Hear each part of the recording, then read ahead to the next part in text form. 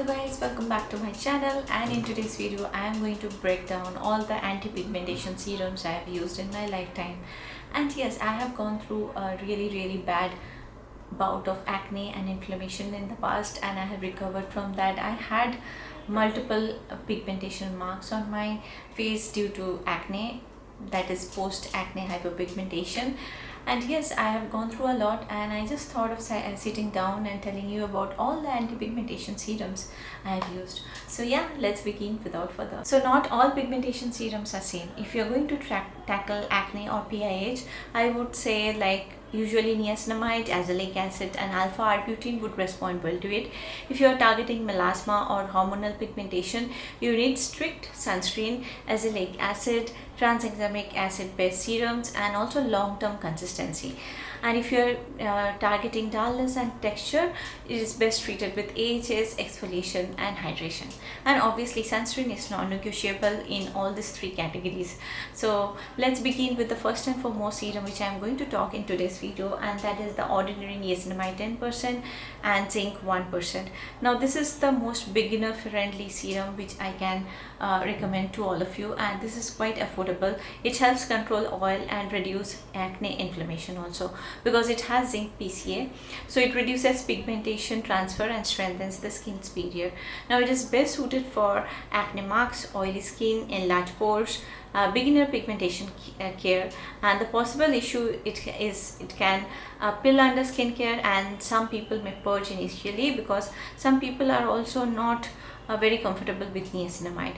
But overall I would say this is one of the best beginner friendly anti-pigmentation serums, and this can be used readily under any of your creams or serums easily, because niacinamide is one such ingredient which you can incorporate in any routine, and almost every skin type can use this. And you can see niacinamide being added to almost every skincare, but yeah, this one's particularly the ordinary niacinamide works great. I have tried out multiple other niacinamide serums in the past, Niamax D gel being one of them, and also there were other brands, but those brands have shut down now, so I am no more recommending it. So this is the golden one, and I would stick to it, I think, for now.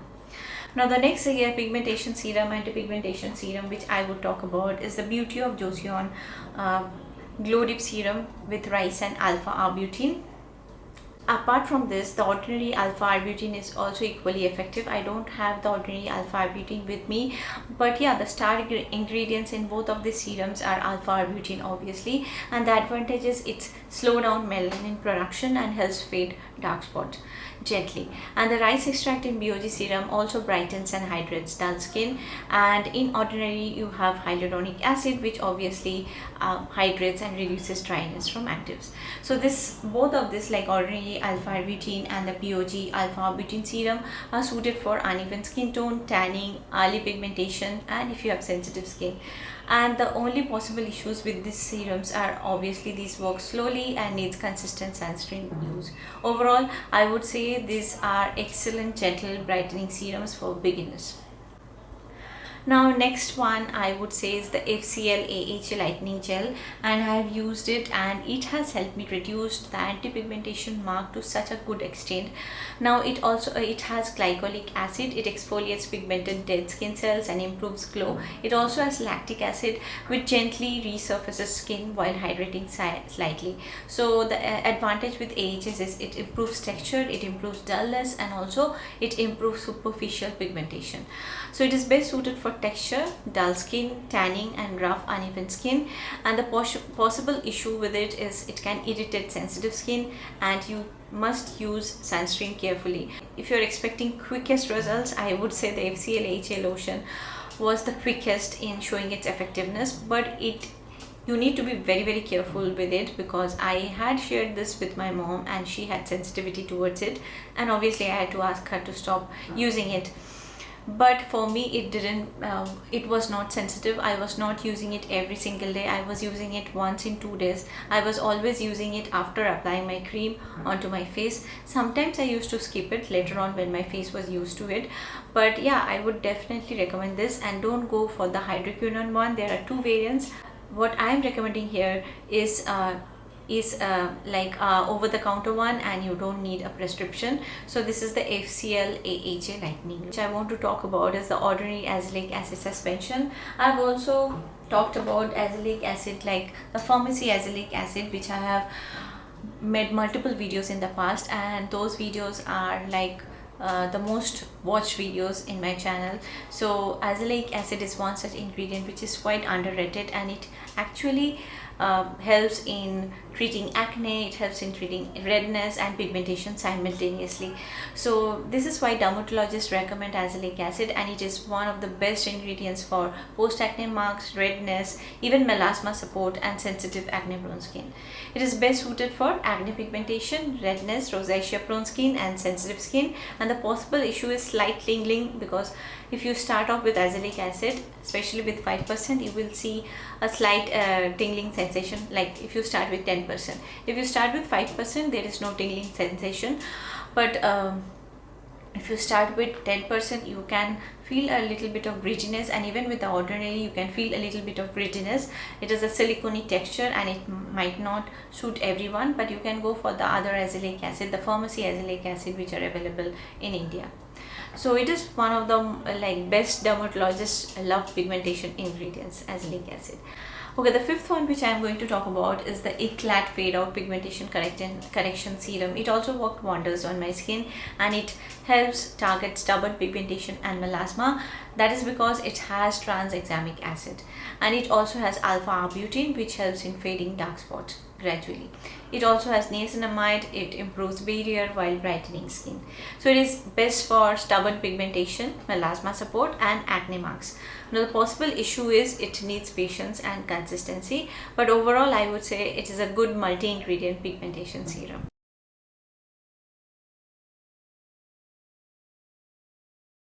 Okay, the sixth one which I am going to talk about is surprise. It is the Hyphen double shot radiance lift serum, and I've been using it almost for 2 months or even more, I think, and it has been used, like half of the bottle is almost empty, and I'm going to finish this because I loved it for my dry skin. It brightens dull skin and boosts glow, I would say, because it has niacinamide, which helps improve uneven skin tone. It also have a hydrating base which gives that instant radiance and plumpness. It is a bit oily in consistency, but it is not greasy, which is why I like it. It is best used for dullness. It is beginner friendly, beginner brightening everyday glow serum, and it may not work on deep pigmentation. This is just to enhance your glow, not to work on your pigmentation or any marks whatsoever. It is just a brightening serum for improving the dullness. Overall, I'm more glow focused than hardcore pigmentation focused. Now the last and final one which I'm going to talk about is one of my favorite, which is the gloakt skin radiant serum. This is a biphasic serum, as you can see, and if you just shake it, it goes into this liquid kind. It has some of the effective ingredients. Yeah, it has AHS and tranexamic acid also. Yeah, I really like this serum because it helped me a lot. It was prescribed by my dermatologist, by the way, and it has brightening actives which helps improve dull uneven skin tone. It supports glow and skin plumpness. It is best for pigmentation, dull skin and daily glow maintenance, and it is not strong enough for stubborn melasma obviously, but it is good enough for PIH, and it is a good maintenance glow serum. And I do occasionally use it whenever I feel there are some acne marks. I do use it, but I don't use it like regularly on my skin. I do try to use it when I feel like there's lack of glow on my skin. I go for this because this helps exfoliates the superficial skin. So yeah, those are all about the pigmentation serums which I have used personally. Now there are a lot of serums in the market, and it is impossible for me to review each and everything, but you can definitely go by the ingredient list which I have mentioned earlier, which are the basics like niacinamide, alpha arbutin, AHAs and tranexamic acid. These are like the ready to go ingredients for pigmentation. The last and final thing which I want to talk about is no pigmentation serums works without a sunscreen, and then that is why I have a sunscreen with me. I have multiple sunscreens though, but I am showcasing this one because yeah, even the best brightening serum will fail if you don't use a sunscreen, and if you don't reapply your sunscreen, if your skin barrier is damaged. So pigmentation treatment is 50% actives and 50% sun protection. So yeah, those are all about pigmentation, and I hope you find this video useful. If you have stayed until this point, please don't forget to subscribe to my channel and like this video. I will see you soon in my next video, and please do let me know if you have any such requests. I will definitely come up with those videos. Bye. Take care.